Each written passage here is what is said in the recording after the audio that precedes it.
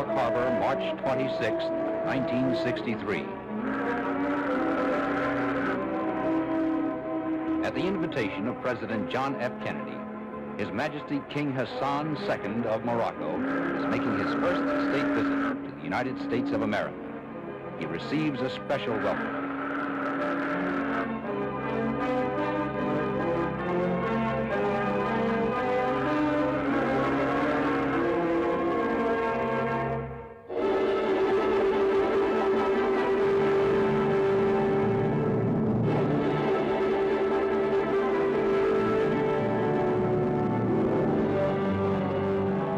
The first stop on the King's American tour is the historic city of Philadelphia. In Independence Hall, the American Declaration of Independence was signed to proclaim freedom from colonial rule. Here, in front of the Liberty Bell, the symbol of American independence, King Hassan receives from the mayor a silver medallion, making him an honorary citizen of the city. From Philadelphia, a special train carries the king and his official party toward his next destination some 120 miles to the south. Washington, the nation's capital city, waits to welcome its distinguished visitor.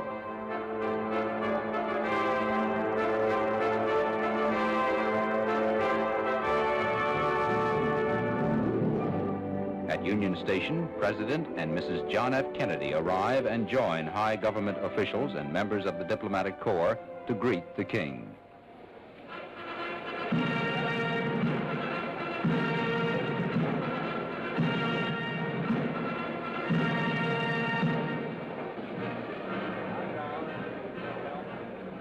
During the cordial exchange of greetings, His Majesty's sister, Her Royal Highness Lala Nezha, is presented with a bouquet of roses by Mrs. Kennedy.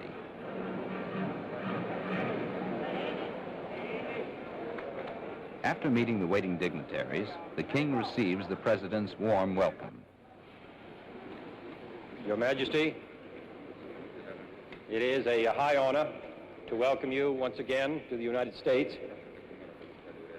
and I am confident that your visit here on this occasion will be as fruitful and as beneficial to both of our countries as a visit of your illustrious father with my predecessor, President Eisenhower, several years ago.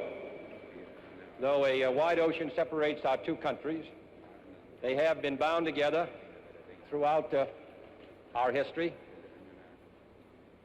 Your country was the first to recognize the United States in the most difficult days of our revolution. Our first president, President Washington, sent our Constitution to your country in 1789. And from that day to the present, the ties have been intimate in war and in peace.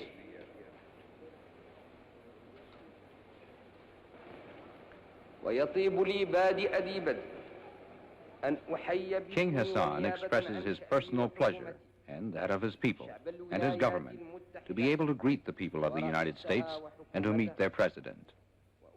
He also mentions the affection and admiration which Moroccans feel for Americans and says he hopes to consolidate the friendship which has existed between the two countries since the dawn of American independence.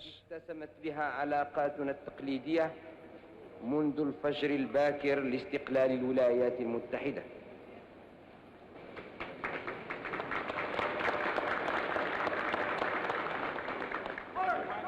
Leaving the railroad station, the motorcade passes in front of the Capitol building, where the nation's legislative body meets.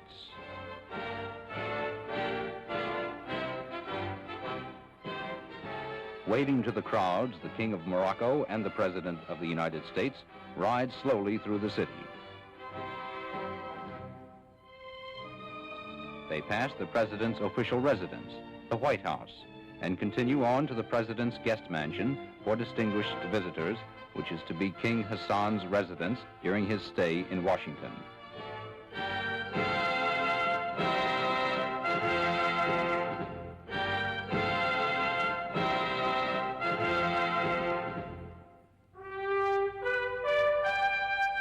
One of His Majesty's first official acts in Washington is to pay a visit to Arlington National Cemetery, the last resting place for many of America's most honored war dead.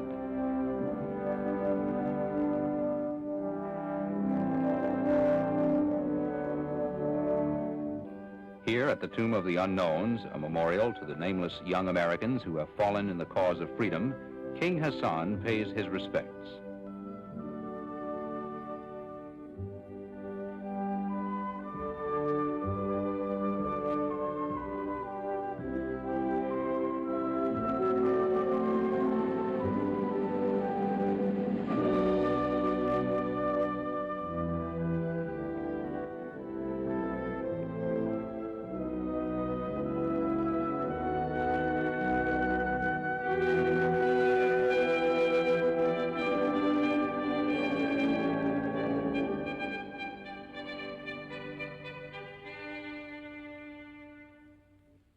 Returning to the city, the king goes directly to the White House for his first conference with President Kennedy.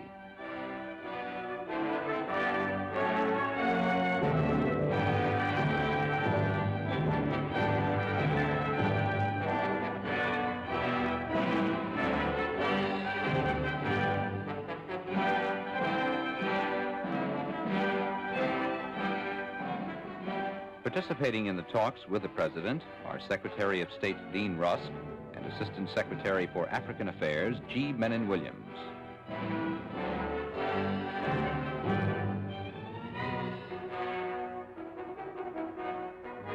That evening, the king returns to the White House for a state dinner at which he is the President's honored guest.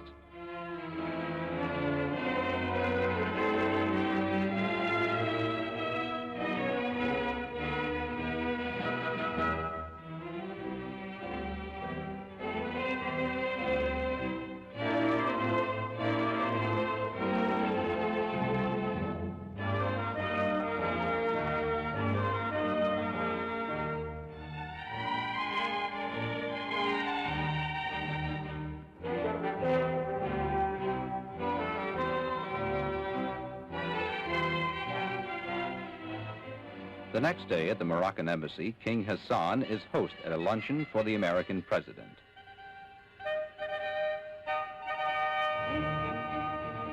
The Moroccan ambassador to the United States, Ali Benjaloun, joins the king in greeting Mr. Kennedy.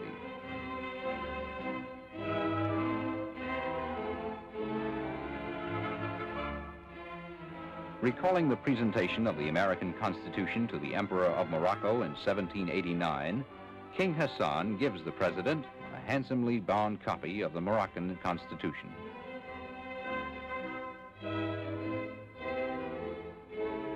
That night, King Hassan is host at a reception for the Washington Diplomatic Corps.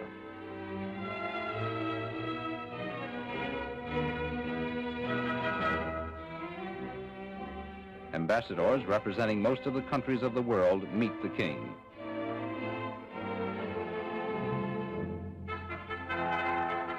Assisting in welcoming the guests is His Majesty's brother, His Royal Highness Prince Moulay Abdallah and Princess Lala Nezha.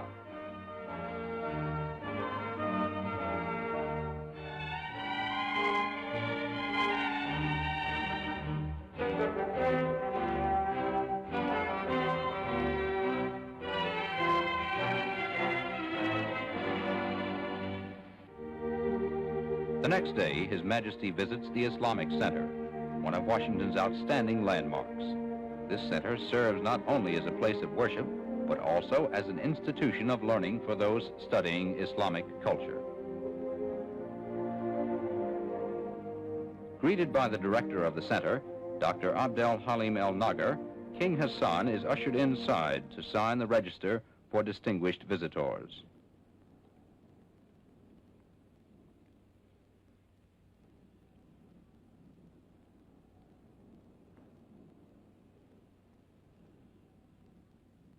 Later, the king proceeds into the mosque for prayers. This mosque was built and is maintained by the contributions of 15 Muslim countries.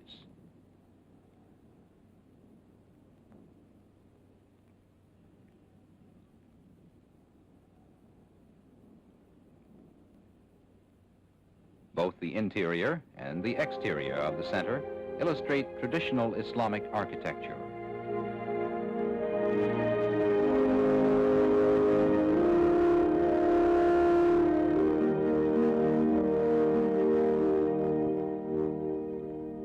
From the Islamic Center, King Hassan is driven along Massachusetts Avenue, where the embassies of many nations are located.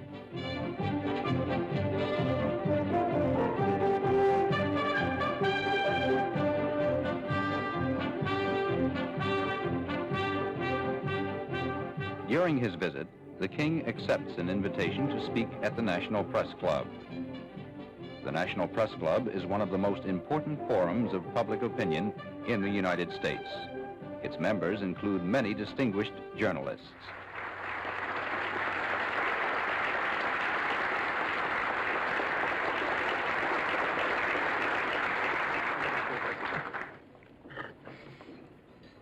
Messieurs, c'est pour moi un grand privilège. It is a great privilege and an honor for me to speak in this very respected club, which is so esteemed and where so many great statesmen before me have spoken, and so many great statesmen who will come after me will speak on the problems in which you are interested. Beaucoup plus avertis des choses internationales et de la chose publique viendront certainement ou sont venus vous faire des exposés sur les problèmes qui vous intéressent. My father before me came here proud and with a quiet conscience because he knew he was coming into the citadel of freedom and democracy. Why really is there so much friendship, so much sympathy, so much common feelings between two countries separated by an ocean, separated by language, separated even by the history of their civilizations? I believe that the answer to this question is the heroism of your own fight for generations, and of the fight also of my own people for generations, toward the same goal, toward the same ideal, the love of liberty. A mené durant des générations, à savoir qu'un but sacré et unique nous unit, l'amour de la liberté.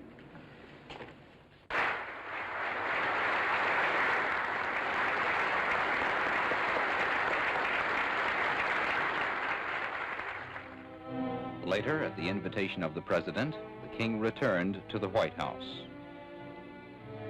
Following their conversation, the President escorts the King to His Majesty's residence. During their cordial talks, the two chiefs of state reaffirm the close friendship which has existed between their countries for generations. They discussed the economic development of Morocco and the welfare and progress of the people of Africa.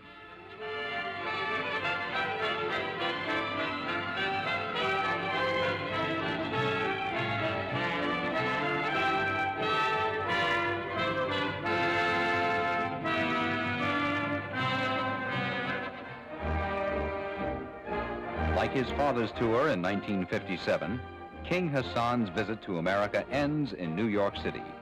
Here, the King is accorded the traditional welcome for distinguished visitors, a parade up Broadway.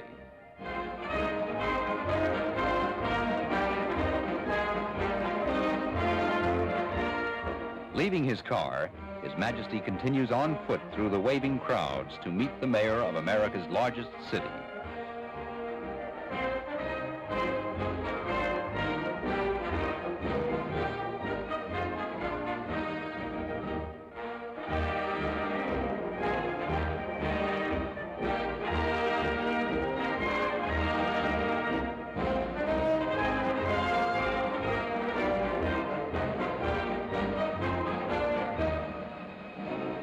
From City Hall, the King is escorted to his official residence in the city.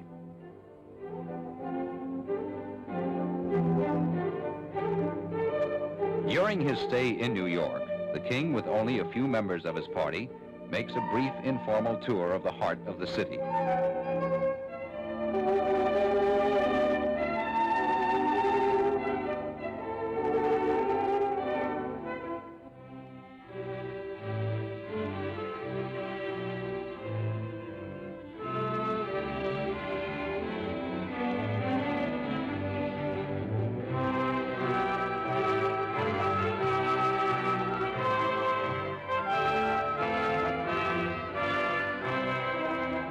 Later, the King pays an official visit to the headquarters of the United Nations. Here in this World Forum, where Morocco's flag flies proudly with the flags of all member nations, King Hassan, accompanied by his ambassador Ahmed Ben Hima, is greeted by the Secretary General U Thant. Moving to a beautiful mosaic made by a master craftsman in Fez and donated to the United Nations on behalf of the Moroccan people, King Hassan makes a short presentation speech. Excellences, Mesdames, Messieurs, c'est pour moi un très grand privilège. It is a privilege and a great honor to be here today as a representative of my country and my people to dedicate this mosaic. Yet at the same time, I feel much sadness and regret because another person should have been here today to make this symbolic gesture on this international ground. I am thinking, of course, of my lamented father, His Majesty King Mohammed V. Et de regret, car c'eût été une autre personne qui aurait dû aujourd'hui accomplir ce geste symbolique, et je pense ici même, dans cet édifice international, à mon regretté père, Sa Majesté Mohammed V. The panel thus takes its place as a permanent adornment of the United Nations building. By now, the King's visit to the United States is nearing its end. As he prepares to return home, His Majesty takes with him the respect and friendship of the American people and their good wishes for the happiness and prosperity of the Moroccan people. He also carries with him these parting words from his host, President Kennedy. I hope that what you have seen of us here will convey to you the sincerity and goodwill of the people of the United States toward you, toward Morocco, and to the cause of peace and freedom everywhere.